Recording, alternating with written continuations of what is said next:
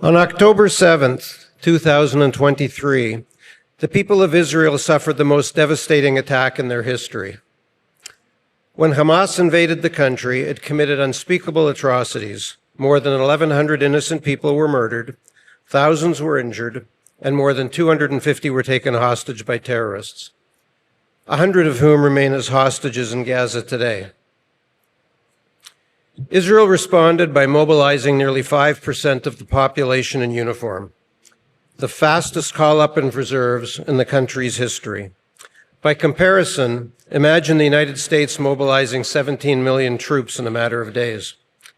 And the conflict has been in the headlines ever since. But what's happening in the Israeli economy is a largely untold story that has powerful implications for any leader around the world who's interested in the business of building strong and resilient economies. Right after the October 7th attacks, private sector investments in Israel's tech industry plummeted by 66%.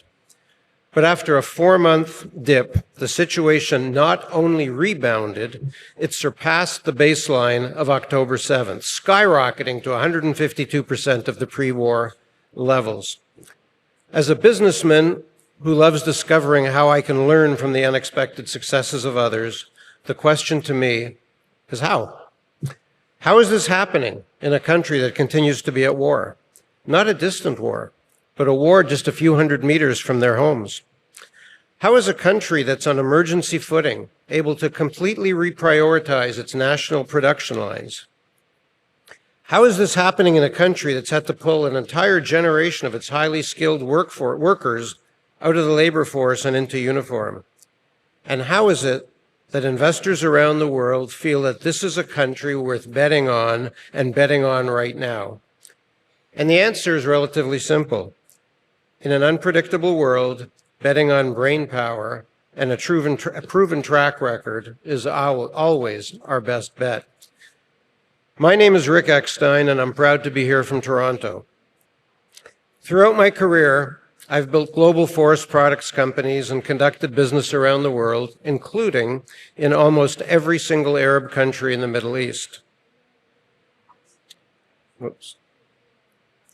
I'm also a proud partner and director of Oz Ventures, a Canadian company with 32 employees in Israel, 40 companies in our portfolio, with an advisory board chaired by former Prime Minister Stephen Harper. You can see our office building here in Tel Aviv, and since we launched 7 years ago, we've built about $500 million in assets under management, focusing on the use of dual-use technologies. We've had 4 exits, 1 unicorn, and no failures. In times of war and times of peace, we are open for business. And if you're interested in connecting, give me a call, because we'd love to show you Tel Aviv. In fact, every single week right now, just our company, we're receiving 10 delegations from countries around the world, and you would not believe who some of those countries are. But whether it's companies, investors, or governments, people are coming to firms like ours across Israel, not despite the war, but largely because of it. For the past 14 months, Israel's emergency systems have been stretched and challenged every single day in real time. And the sophisticated military technology that underpins that system, from cyber defense, intelligence, and military needs, to hospitals and critical infrastructure, is going through a period of accelerated beta testing in the lab of the real world, bringing unprecedented innovation and breakthroughs. And this is the short-term story that we're seeing. But the long-term story that's just over the horizon is an economic and technological transformation that will reshape Israel for decades to come. Because one of the biggest lessons that Israel has learned is that they can no longer afford to have the kind of supply chain they've had to overcome this past year.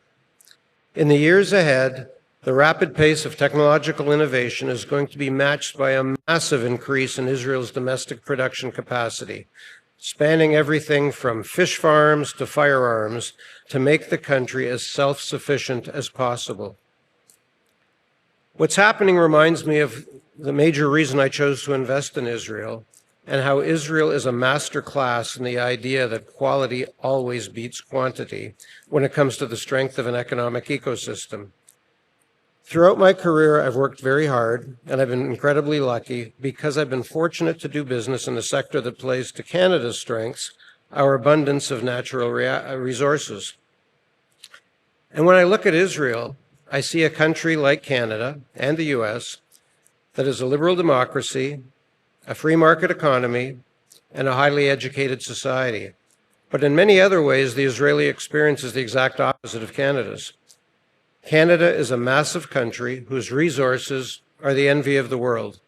Israel is the size of New Jersey and has virtually no natural resources other than the recently discovered offshore natural gas. Canadians live next to the world's largest and most stable economy, a southern neighbor that also offers a defense shield. Israelis are surrounded by countries that largely reject their very right to exist and terrorist groups that constantly act on that threat. As Canadians, we cross the border every day to shop in American stores. Israelis have never been able to step foot in some of the countries just meters from their borders.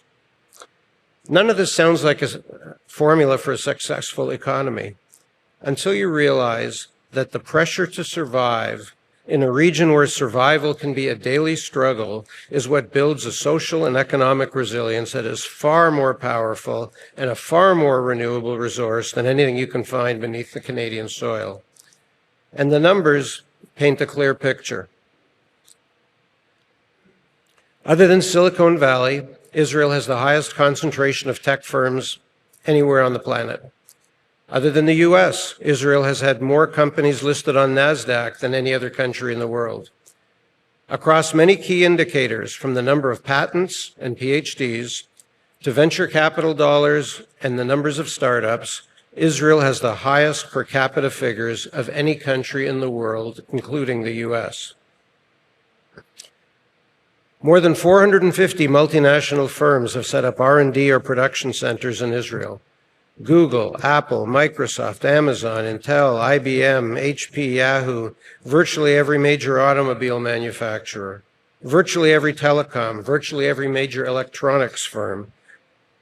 This is what's going on today. And this is why many of the reasons why Israel is known around the world as the startup nation. But one of the most important is the connection between Israel's sophisticated defense needs and the power of dual-use technologies. This is what is driving Israel's civilian economy to innovate, to take unorthodox ideas from the lab in the field and turn them into commercial solutions that the world is craving to address the next big challenge that will impact every one of us. It's why everything from the chip in your laptop and the firewall you use every time you go online, to the VoIP system in your office, to the Waze GPS traffic navigation that got you here, these were all born in Israel. As a Canadian, I have to quote hockey legend Wayne Gretzky, who said that his success was because he always focused on where the puck is going, not where it's been. And the reason global investors are flocking to Israel, the reason for the 152% bounce back, is because they recognize that the things we're all going to be using in the years ahead will stem from the transformation that's taking place in Israel right now. If you look at the most important emerging fields, artificial intelligence, augmented reality, biomedicine and medical devices that seamlessly integrate with the body, cybersecurity, critical infrastructure, and on a national level for every Western country, anti-drone and anti-missile technology.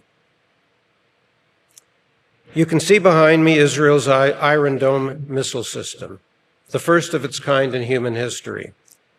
The reason successive American administrations of both parties funded its development and why you can expect the Trump administration to continue to do so is because they see that Israel is developing the advanced defense systems that America and the West are going to need to deter and disrupt the growing threats posed by China, Russia, and Iran.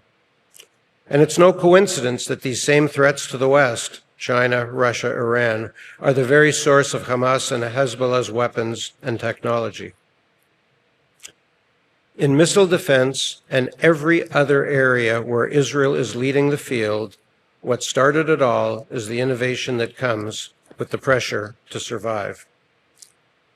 And in every single area, there are multiple uses that can meet the civilian needs of people around the world, from Miami to Montreal and from Mumbai to Mexico City.